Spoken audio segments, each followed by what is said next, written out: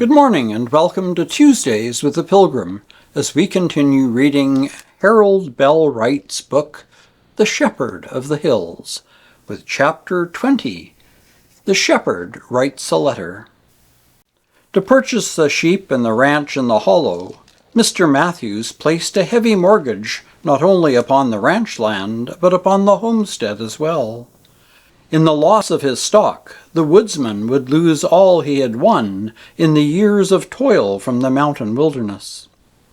When the total failure of the crops became a certainty, and it was clear that the country would not produce enough feed to carry his flock through the winter until spring grass, Mr. Matthews went to the settlement, hoping to get help from the bank where he was well known. He found the little town in confusion and the doors of the bank closed. The night before, a band of men had entered the building and, forcing the safe, had escaped to the mountains with their booty. Old Matt's interview with the bank official was brief. "It's simply impossible, Mr. Matthews," said the man.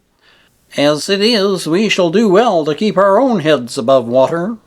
Then the mountaineer had come the long way home.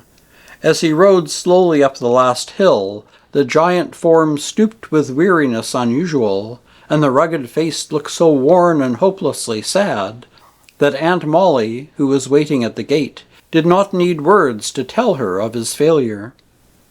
The old man got stiffly down from his horse, and when he had removed saddle and bridle and turned the animal into the lot, the two walked toward the house. But they did not enter the building.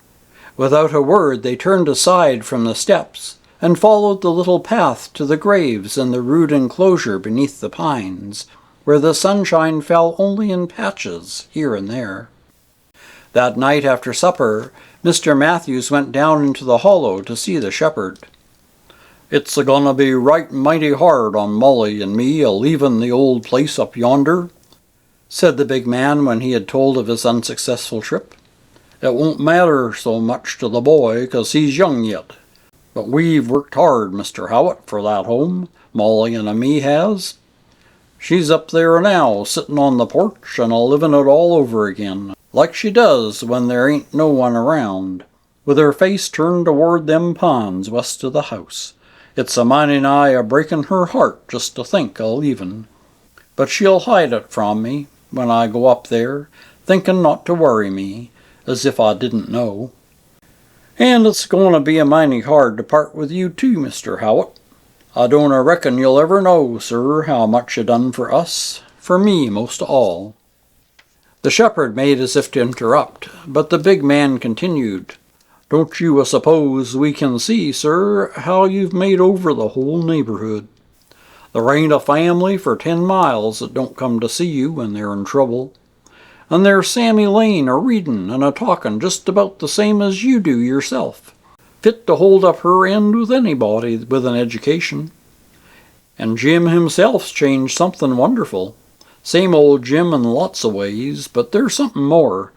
Somehow, though, I can't tell it. Then there's my boy Grant. I know right well what he'd have been if it wasn't for you to show him what the best kind of man is like. He'd have sure never knowed it from me. I don't mean he'd ever been a bad man like Wash Gibbs, or a no-account triflin' one like them Thompsons, but he couldn't have never been what he is now, through and through, if he hadn't known you. There's a heap more, too, all over the country that you talked to on a Sunday, when the parson weren't here. As for me, you sure been a God's blessing to me and Molly, Mr. Howitt."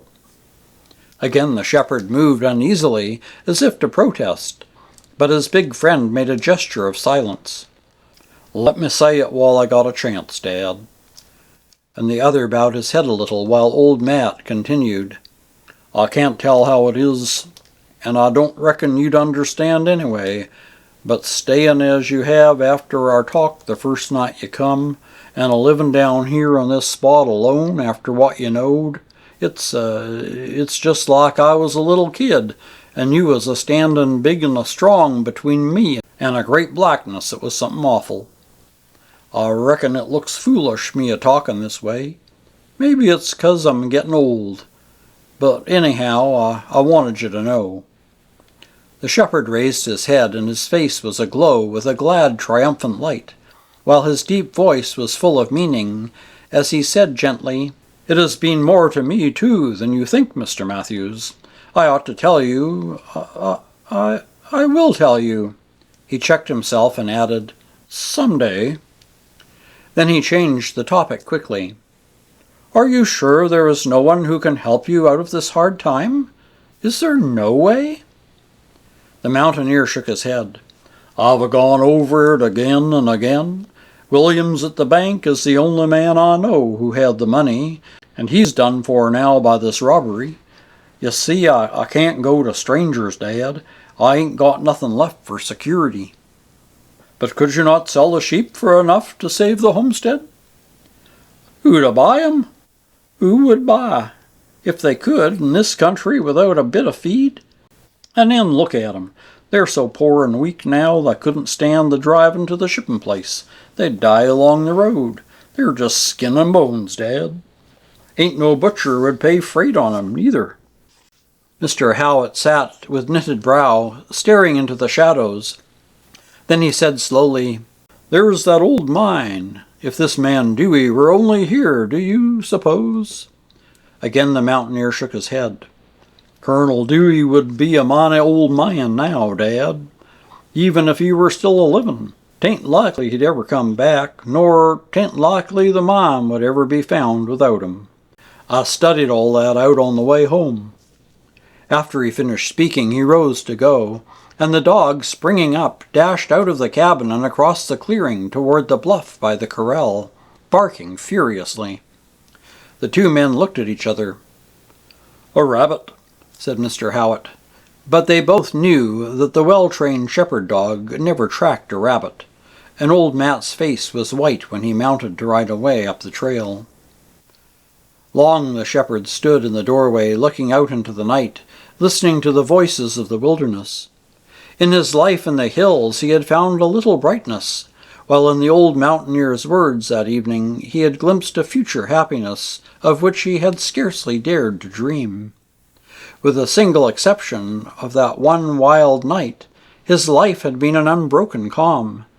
Now he was to leave it all. And for what? He seemed to hear the rush and roar of the world beyond the ridges, as one in a quiet harbor hears outside the thunder of the stormy sea. He shuddered. The gloom and mystery of it all crept into his heart. He was so alone. But it was not the wilderness that made him shudder.